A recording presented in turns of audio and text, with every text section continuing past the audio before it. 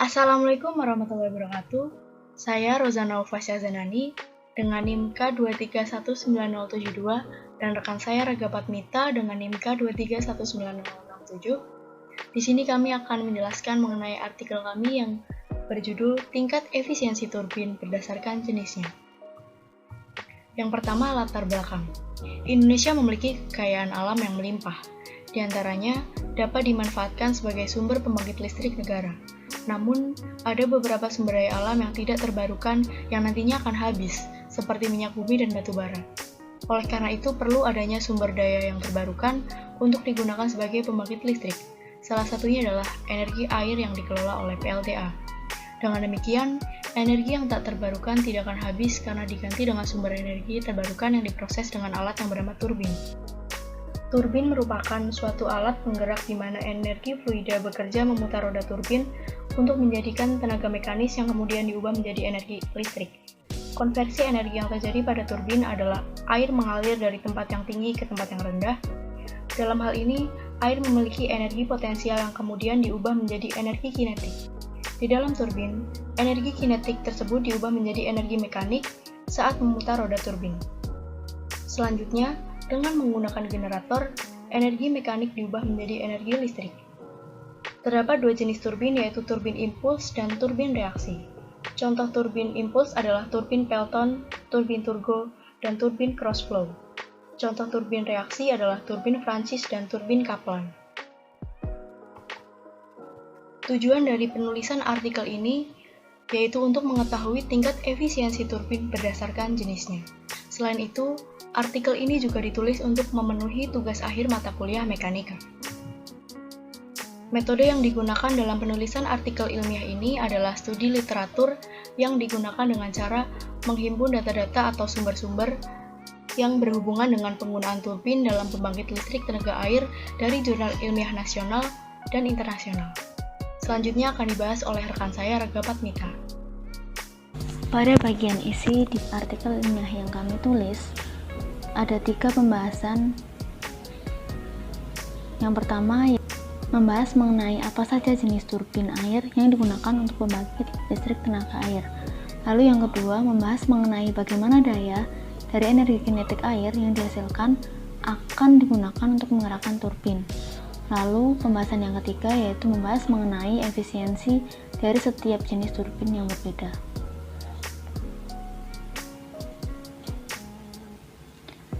Pembahasan pertama yaitu mengenai jenis turbin air. Jenis turbin air dibagi menjadi 2, yaitu turbin impuls dan turbin reaksi. Di mana turbin impuls ini ada 2 contoh, yaitu turbin Pelton dan turbin cross-flow. Turbin impuls disebut juga dengan turbin air tekanan sama. Mengapa disebut dengan turbin air tekanan sama? Karena tekanan air yang keluar dari nozzle tekanannya sama dengan tekanan atmosfer sekitarnya. Lalu yang selanjutnya itu contoh dari turbin impuls, turbin Pelton. Turbin Pelton terdiri dari satu sudu jalan yang diputar oleh pancaran air yang disemprotkan dari satu atau lebih alat yang disebut nozzle. Bentuk sudu turbin terdiri dari 2 bagian yang simetris. Sudu dibentuk sedemikian sehingga pancaran air akan mengenai tengah-tengah sudu dan pancaran air tersebut akan berbelok ke kedua arah sehingga bisa membalikkan pancaran air dengan baik dan membebaskan sudu dari gaya-gaya samping. Lalu contoh yang kedua yaitu turbin cross-flow. Turbin cross-flow ini sendiri menggunakan nozzle persegi panjang yang lebarnya sesuai dengan lebar runner. Pancaran air masuk turbin dan mengenai sudu sehingga terjadi konversi energi kinetik menjadi energi mekanis. Air mengalir keluar membentur sudu dan memberikan energinya, di mana energinya ini lebih rendah dibanding saat masuk, lalu air kemudian meninggalkan turbin. Nah, runner turbin dibuat dari beberapa sudu yang dipasang pada sepasang piringan paralel. Lalu selanjutnya jenis turbin selanjutnya yaitu turbin reaksi. Turbin reaksi disebut juga dengan turbin tekanan lebih. Mengapa disebut dengan turbin tekanan lebih? Karena tekanan air sebelum masuk roda turbin lebih besar daripada tekanan air saat keluar. Secara umum dapat dikatakan bahwa aliran air yang masuk ke roda turbin dan sebagian lagi dipergunakan untuk mengeluarkan air ke saluran pembuangan. Nah, contoh dari turbin reaksi ini ada dua, yaitu turbin Francis dan turbin Kaplan. Turbin Francis merupakan salah satu turbin reaksi di mana turbin dipasang di antara sumber air tekanan tinggi di bagian masuk dan air bertekanan rendah di bagian keluar. Turbin Francis menggunakan sudu pengarah, di mana sudu pengarah menggerakkan air masuk ke cara tangan sial. Lalu turbin Kaplan. Turbin Kaplan merupakan reaksi aksial, di mana turbin Kaplan terdiri dari propeller atau sudu-sudu roda, di mana sudu-sudu roda ini seperti pada baling-baling kapal. Lalu, roda turbin Kaplan berfungsi untuk mendapatkan gaya putar atau gaya tangan sial pada poros turbin yang akan menghasilkan torsi. Pembahasan selanjutnya yaitu daya dari energi kinetik air yang dihasilkan akan digunakan untuk menggerakkan turbin.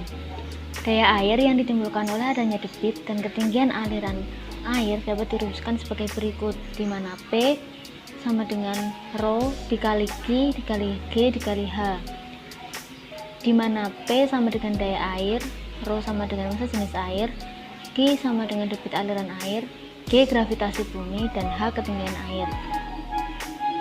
Nah, prinsip kerja pada turbin air, di mana air yang berada pada ketinggian tertentu memiliki energi potensial.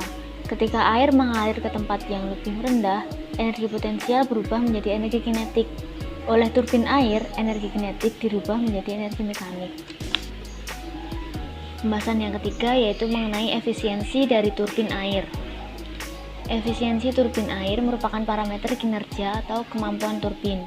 Efisiensi ditentukan oleh perbandingan daya output dengan daya input turbin. Efisiensi turbin umumnya mencapai hingga 80%. Dalam bentuk persamaan dapat ditulis sebagai berikut, di mana efisiensi turbin sama dengan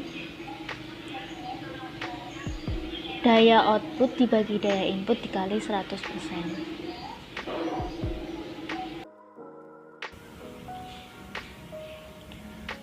Selanjutnya yaitu jurnal yang dikaji dalam artikel ilmiah yang kami tulis.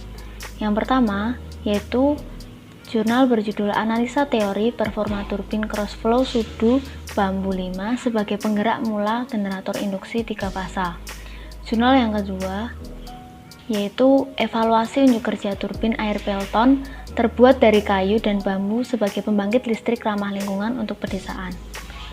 Jurnal yang ketiga yaitu Rancang bangun dan uji performansi turbin air jenis Kaplan sebagai mikrohidro. Lalu jurnal selanjutnya yaitu Analisis prestasi turbin Prancis pada PLTA Cara B. Nah, sekian dari kelompok kami.